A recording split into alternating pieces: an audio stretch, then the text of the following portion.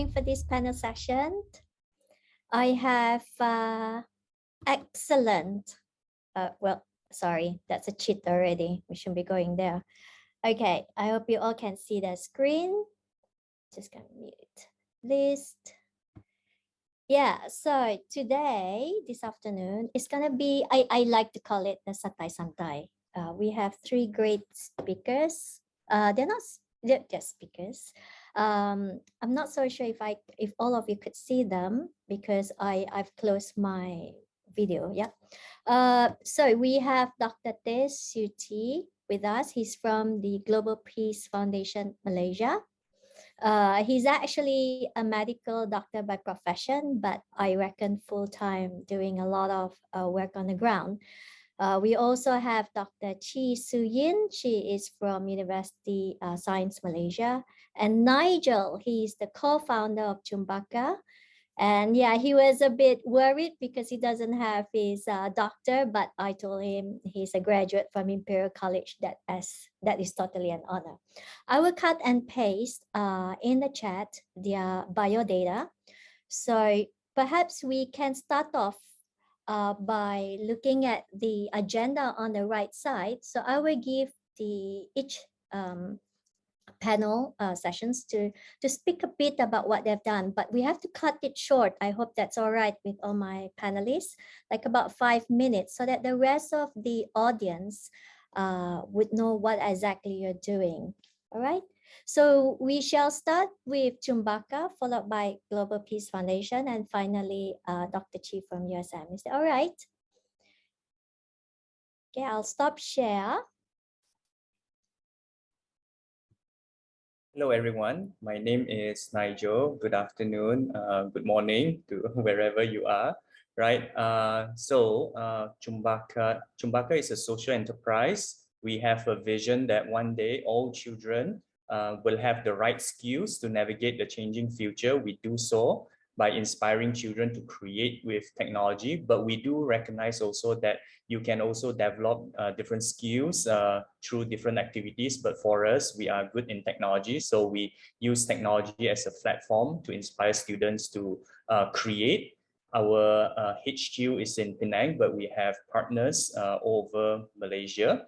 Our business is divided into 3 parts. The first part, we call it for students, whereby we run technology enrichment programs at our own centers. We have another part for schools, whereby we enable schools by equipping them with our curriculum. And lastly, we have another side of our business, which is for the community, whereby we run projects with the support of government agencies and corporates. We have 2 national level competitions. One is called the Young Innovators Challenge. That's for the secondary school, whereby students are challenged to solve real-life problems with technology. And we have another competition called the Junior Innovate, which is for primary school students, whereby we would want to inspire children to create games with hardware and software. So this is just a brief explanation about what we do here at Chumbaka. Thank you.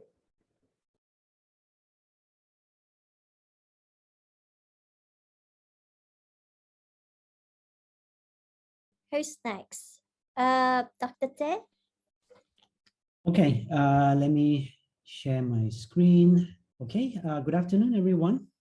Thank you for inviting me to be part of this. When Dr. JC first approached me on this gamification seminar, I was a bit skeptical. I told her, you know, this is not a topic I know what to talk about, but I joined about 30 minutes ago.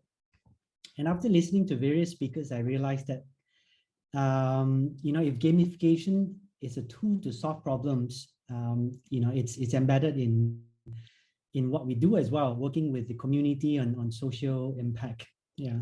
So I'd like to start off on this topic of partnership by sharing a story of how we got to work with the Orang Asli community. So in 2016, one of my friends brought me to a village in Pahang. And this Orang Asli village is particularly poor. You see dilapidated houses, tarps, canvases used to cover their homes, and their walls and roofs all rotting away. Pay attention to the kids' clothing, their skin. You would know that they're living in a very poor hygiene. If they're lucky, they have a well given by other NGO, and if not, they would be drinking from a self-dug well, something like this, murky, unprotected, and in fact quite contaminated. And fetching water every day is not something you and me would want to do, because it's about walking distance, carrying heavy bottles, buckets, and a lot of time the women are the one who has to do this job. Outside of that, doing laundry, showering, without clean water, it's also very, very heart-aching to see. And because of that, you see kids having skin infections, even adults. And it affects their health. Sometimes kids didn't go to school because of getting sick and having skin infection. So this is what happened. When we saw all this, we thought this is unacceptable. We got to do something. And being first time, trying to solve this problem in a community with no access to all the basic needs, I realized that I have to find partners. So I was glad to found another social enterprise with the name Epic, and we team up together, finding solutions for this problem. So Global Peace, we want to solve the problem with clean water, and Epic brought in their expertise on solar, because you need a pump to pull the water before you could filter them. Yeah, and both of us, we managed to bring our sponsors and our technical partners. So after months of working together, we finally managed to solve the problem. We built piping, water tank, water filtration systems, and so on, so that the community get access to clean and safe drinking water without having to fetch water every day. So that village, the success in one village, brought us to other villages who were suffering from similar issues. And over the years, we also realized that there were many other issues besides this scarcity of clean water. There's poor hygiene, open defecation, energy poverty is very common, poor housing, high dropouts from school, even in primary school, challenge of food security, poor nutrition, and so on. So then we realized that there were a list of other problems that were waiting for us to address. And because of that, over the years, from 2016 to this year, we started working on one problem at a time. And in 2019, we started with addressing issue with lack of electricity. 2020, we work on farming, education, and this year we started on chicken farming, building washrooms, and so on. So it was a journey that we decided that we want to take on, because this community are just so disadvantaged. But all of this would not be possible without us working with various partners. We work with university partners, corporate partners, businesses who brought in their expertise, academicians, and so on and so forth. So these are just a list of the partners we work with over the years that help us to achieve what we achieve. Today, we work with over 96 villages, and it's still work in progress. Yeah. So, yeah, that's a brief background on partnership and what we do. Thank you. Thank you, Dr. Thye. Yeah, I'll summarize all our speakers in a bit. Yeah. Now, can we have Dr. Chi Su Yin? What she does is also amazing. Okay, so this is me. I am Su Yin, and I'm a senior lecturer at the Center for Marine and Coastal Studies in USM. And my research area is in nature-based solutions, integrated greening of grey infrastructure and mangrove ecology. I didn't used to do nature-based solutions and IGGI before. I actually graduated with a degree, with a PhD in genetics in mangrove ecology. But just to show you all a little bit about why I decided to take a career change. If you all have been to Penang, this is Gurney Drive in the 1980s. It looks very natural. We had a sandy beach right there, and I used to pick up seashells from there with my father. We had dragon boat races and all that. So, but now this is what Penang, Gurney Drive in Penang looks like.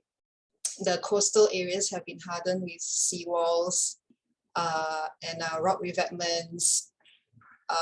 And a lot of it is artificial. The west coast of Penang Island, most of it is artificial. So we're losing a lot of natural marine and coastal habitats on our island. So this is what caused me to take this career change from genetics to nature-based solutions and integrated greening of grey infrastructure. So to go a little bit further into what I actually do is I try to promote the use of nature on natural marine ecosystems like mangroves and coral reefs and seagrass beds. I try to promote these natural ecosystems over the use of hard engineered structures. So the marine and coastal natural ecosystems perform the same functions, which is to protect people and property. But nature, it also gives back to us a lot of ecosystem services. So this is why I am sort of promoting MBS and IGGI. So yeah, some mangroves, coral reefs, and seagrass beds. And IGGI, what is this? IGGI is trying to, if you all know, I've seen around you that there are like green walls and green roofs and all that. So I'm trying to do something like this, but in the marine environment. So how I do this, my research basically revolves around creating habitat enhancements and putting them on hard engineered structures so that they become multifunctional and encourage, promote natural biodiversity on those artificial structures. So yeah, this is what my research is all about, but I also involve myself in a lot of community engagement projects. This was something I attended just last weekend. We, together with Waterwatch, I think the head of Waterwatch is with us here in the audience as well. Dr. Hong Chen-wen is the head of Waterwatch, and we also have this sort of community outreach programs that engage with the local community and educate them about the benefits of preserving our natural ecosystems. So we also have community engagements through games. This is some of those activities that we had in the past year, using games to engage with the community and teach them about the worth of nature. So yeah, we also promote SDG goals through gamification using games. I hope I used the term correctly. Yeah, and some of us have even gone on to create our own games in our own fields, again, to promote the values of nature to the public. Yeah, so this is basically my work and what we do. Thank you. Thank you, Dr. Chi. Oh, excellent.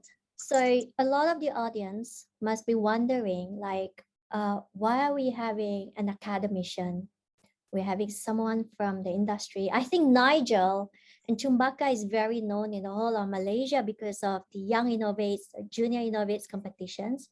And we have Dr. Thye, who is actually a medical doctor by profession, and have decided to go on the ground to assist communities. But there is one thing in common among all these people, these panelists, is that they still come back and work with the parents, the students, and educating them. So we want to take opportunity, yeah, to all the audiences, yang cikgu-cikgu yang online. These are the people that you can approach lah. You know, kita boleh berjumpa, boleh contact bersama mereka kalau missing some content ke, or you need their assistance. I think they are all there and readily available. So now I'm coming back to our slides again. Okay, so now you get to know all of them, who they are. Now we're going to go to the warm-up. Technology hiccups. Okay, so this is the warm-up.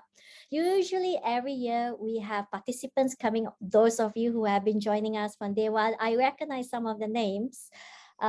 Yeah, we usually have hands-on workshop with all the teachers and all the participants, but this time you still can play. Those of you who are actually online, you may want to go to remixplaygamechangers.org. Okay, I'm going to cut and paste it in a bit, but those of you who have gone in, you can come into this site. Perhaps my team could actually help to cut and paste, yeah, the link. So, but we're going to do it with well, I'm not going to say but. We have our panelists. This is also their first time doing it. Let's make use of the chat, all participants, okay? So this is one app that you can use online with your audiences, your participants, or even with students in how to create games. These are very basic. I have with me, I don't have my video. Let me just switch on my video. So I can see, if you can see the cards. Okay, I have with me the hard copy of the card as well. You have to stand in front. The hard copy of the card, and then which can also, if you're like me, I like to touch. Yeah, I like to feel the games. So you can actually order them from the Game Changer, gchangers.org.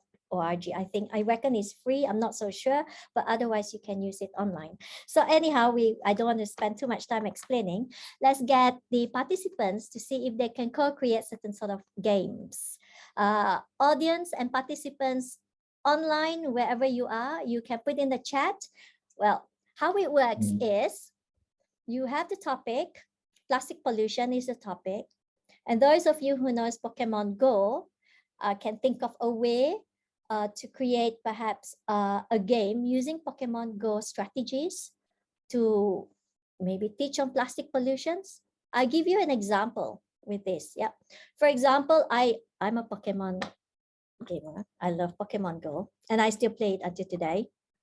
So plastic pollutions, I can create Pokemon Go with different type of PTA plastics, and then what sort of plastics they should collect and what sort of points. So they have to go around. Where I am is in Unimas. So they have to go around Unimas to find where are all those plastics based on where the Pokemon Go is. So that's one very, very simple game. Okay, you don't need to think hard. Okay, so let's try now. We can shuffle it, or otherwise, yeah. Let's not do history. Let's look at resilience. A lot of these games that are available are traditional games that are collected from Malaysia, or games that you have played with, also from Vietnam and Indonesia. And some of you, if you're not familiar with certain games, you will notice there's a QR code at the bottom. The QR code will then explain to you what the game is and how do you play the game. Sorry, the topic. Okay, maybe we do this. Let's challenge all of us. Let's keep to 1 minute, only 1 minute. Okay, so those of the audience, quickly write your games. Look at the word topic resilience, and the game is Uno. All right, and then for our panelists, once you're done, quickly unmute and tell us your story or the game. Alex, sorry, you cannot play the game. You'll be too fast. The next round, Alex. Okay, let's start. Any game.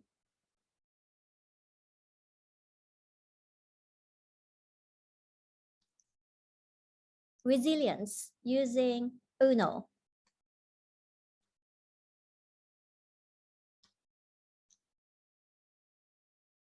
Is it too difficult? I forgot to ask our panelists, do you know Uno games? Yeah. It's been a while. It's been a while. And we do get a lot of this from the teachers as well. You know, some, or even our students, when we say 2 games online, they'll be like, oh, I do not know these games. This is a bit hard indeed. Yeah, maybe something. Okay, maybe resilience is a bit too big of a word. Yeah, because I'm thinking of physical resilience and end up doing some like physical activities. Yeah, okay, maybe transport, would it be a bit easier for you all? It's something out from your field. So this is how we also think about on how we can create games. It's a bit slow, my network here. I apologize. Anyone from the audience?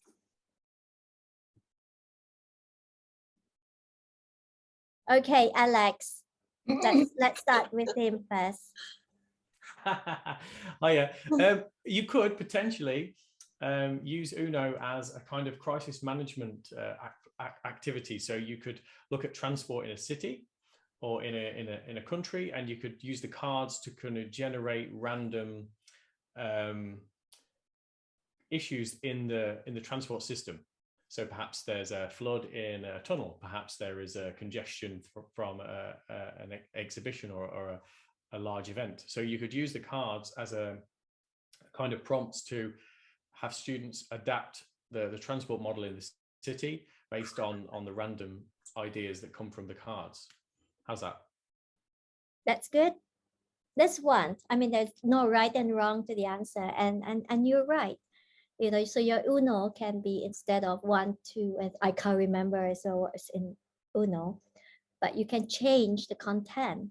So if you get prompts like Panbonio is, there's a lot of potholes on Panbonio, so that's one way. And then perhaps we have Chumbaka, so Chumbaka can relate it to you know, using IoT in the design for transports. Yeah. All right. Anyone unable to scan QR codes? Oh, sorry. I think it's because it was still rendering. Okay. You can't, the QR code is mainly for, I'm not so sure. It could also be the resolutions on your side. So if it doesn't work, you know, it should work actually, but it could be from, you know, change of Zoom and so on. So that's why it doesn't work, perhaps. Apology for that. Okay, so we don't have much time, but please give it a try. I think our panelists is like got a shock of their life. I can try. Okay, I can try. Okay. Maybe on the Uno cards, it can contain different locations of around Malaysia. And also there's like certain points that you have, you know, which that translates to like how much money do you have, and then you need to get from one point to another, and there's like different transportation options, and you can work out the cheapest option, the fastest route, and or the most scenic route across from one point to another. Yes, that could be one as well. So I have an idea as well. Yes, please. So it was interesting to see the Sumpit as part of the game, and that's very symbolic for Orang Asli. So so we do a lot of survey with Orang Asli, and so instead of asking them to tell us, we get them to have their Sumpit and talk about health, and you can have all the different health issues like pictures of skin diseases or flu or, you know, diarrhea and things like that, and instead of asking them to say, they can sumpit it to tell us what's something that they have suffered before, you know. Yeah, so that's very culturally align with them. Yeah. That is actually excellent, and also in line with, you know, our traditional game is also dying, and people are playing a lot of mobile games, and it would be good to still keep this tradition and then add in, you know, certain sort of topics. Yeah, very good. I think the rest of you, we don't have much time. You can look at the chat, some of the suggestions that was given. Well done to everyone. Okay, now we go to very basic sort of, you know, we just want to dig some ideas from our panelists. We'll start with, there's this question, and we'll get perhaps Dr. Thye first, followed by Dr. Chee, and then Nigel. So perhaps the first question: Malaysia has always been a patriarchal society, sorry. And surely you have seen this as a hindrance or a challenge when you run activities for your organization. And as you know, UN Sustainable Development Goals, including goals includes gender equality. So that's quite a big topic as well in Malaysia these days when we talk about gender equality. So how do you actually promote your activities to both genders, you know, having boys and girls, having males as well as mothers or females in as a participant that can contribute equally in initiating ideas, decision making, and even inform policies? Dr. Thye? Yeah.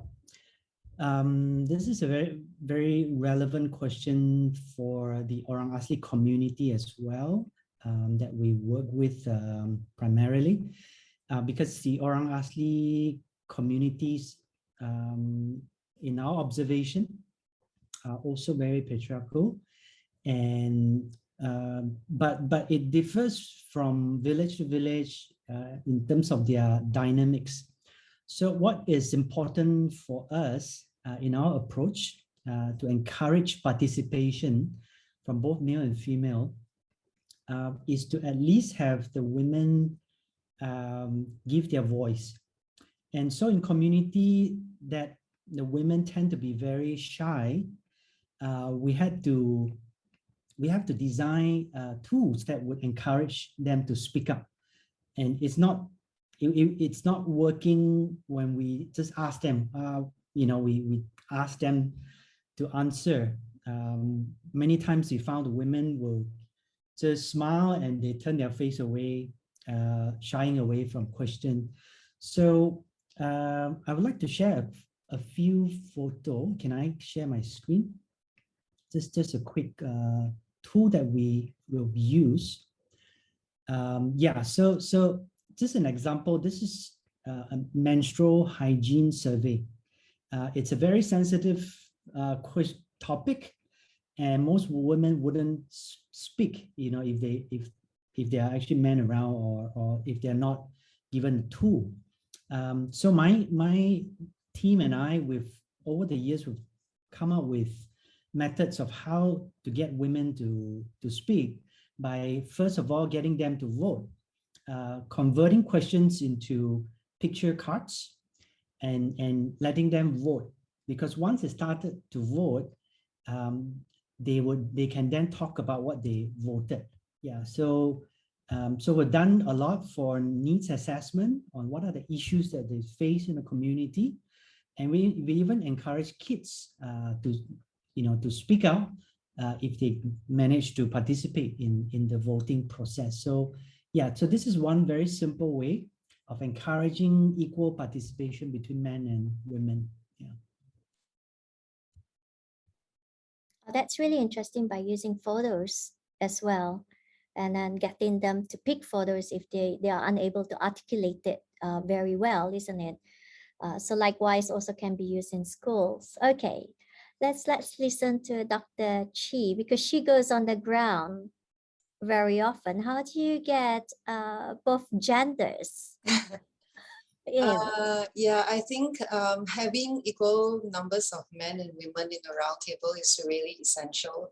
And having participants from both genders to present their ideas so that we can hear both from the male and the females, and we will have like this, we will have a representative of their thoughts, whether it's in policy making or decision making.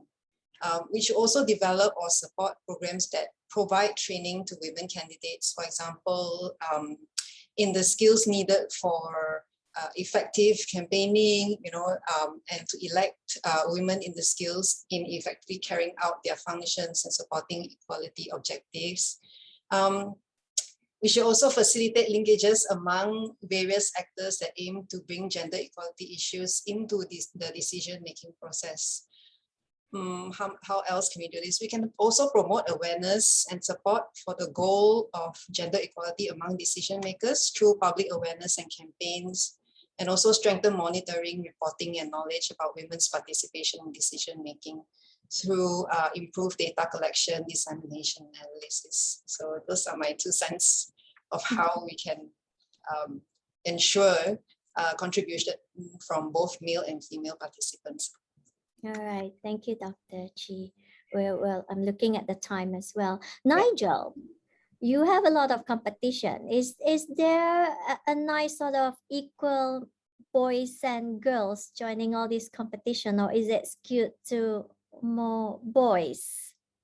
I'll share with you a statistic that I just put out like this morning. But generally, yes, when we first started our program, the perception is that boys will be more interested in STEM and tech, but back to our vision is that all children will have this opportunity. So we always consciously try to encourage equal representation in our programs. Most students, they come to know about our programs through their teachers in schools. So we will always like to remind teachers to give equal opportunity to all students, regardless of their gender, to join our program.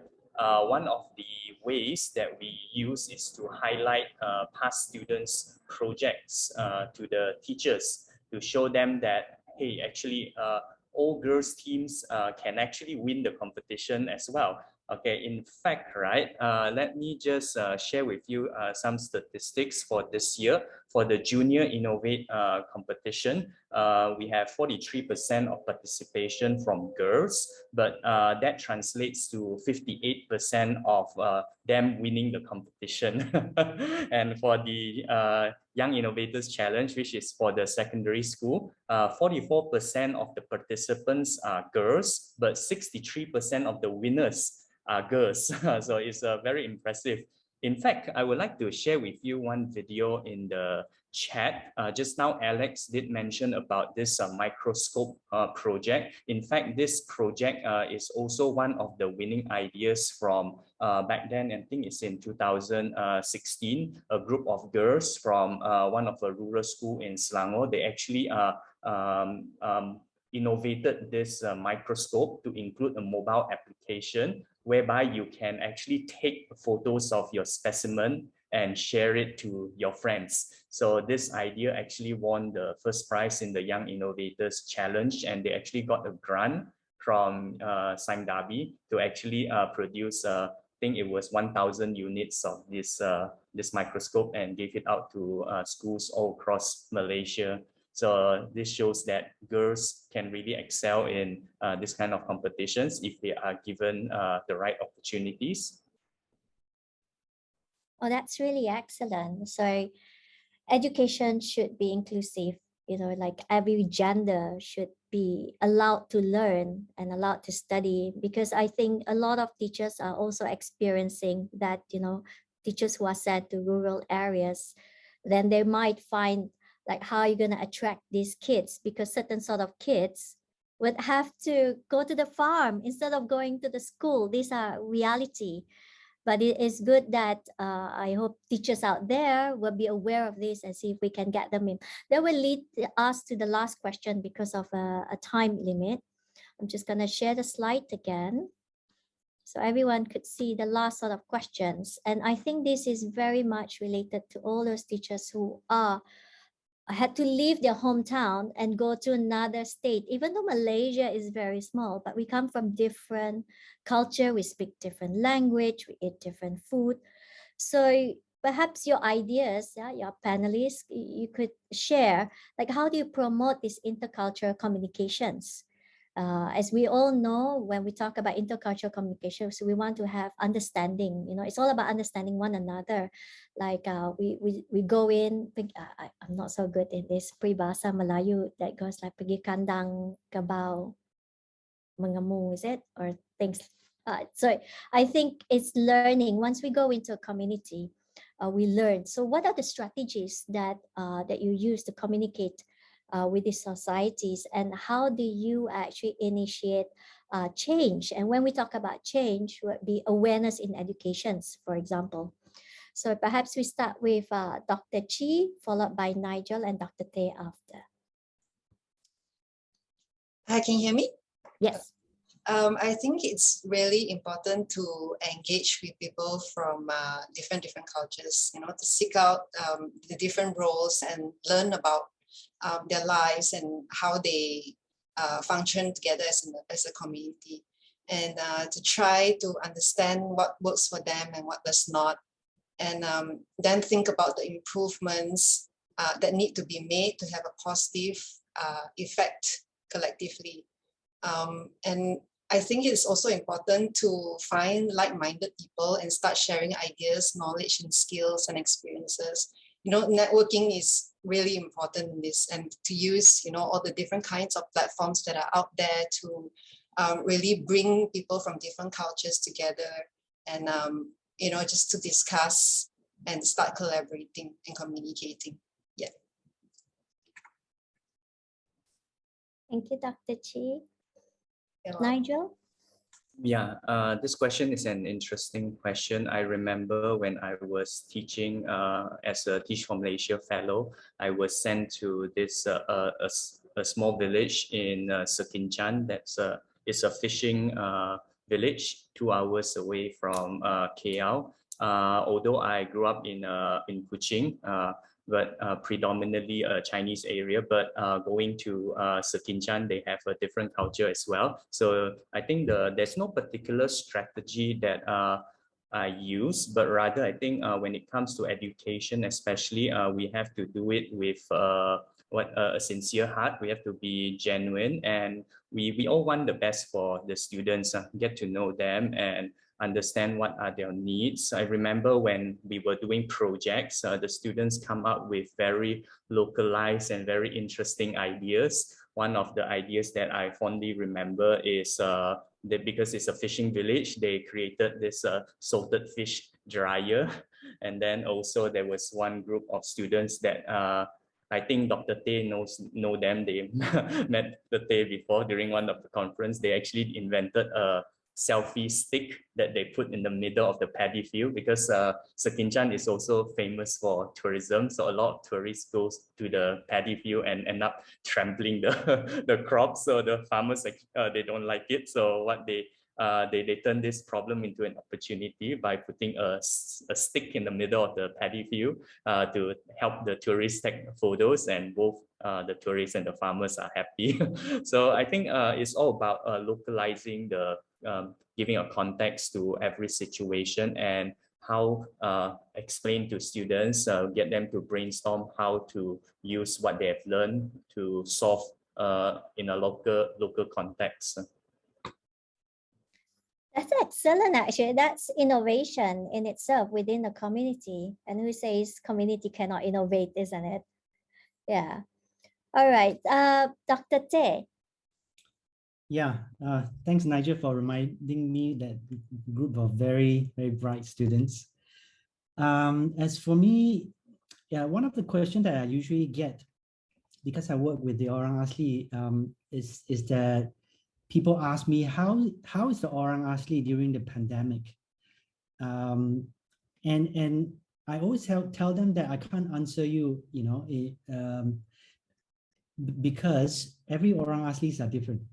There are about 18 tribes, and there are Orang Asli living near the town, and near the forest, and so on and so forth. So, so there's so much of differences or nuances among the Orang Asli that I cannot generalize by telling you how their life is right now. And so I realized that people tend to generalize a community because it's, it will save time. It's easier to do that. Yeah. By saying that the RRCs are poor, the RRCs, are having this problem and so on. So when it comes to intercultural communication, what I learned is that, we shouldn't get to know a community by having any preconception.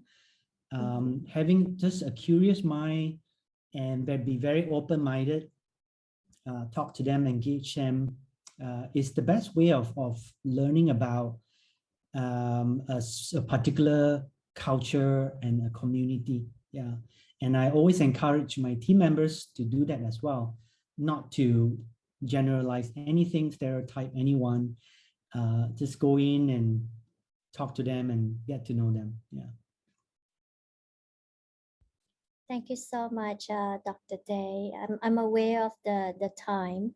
So yeah, I wish I could give some more or ask some more questions. I'm really digging on your brain as, to prepare our team to go on the ground. But indeed, insightful sort of information from all of you.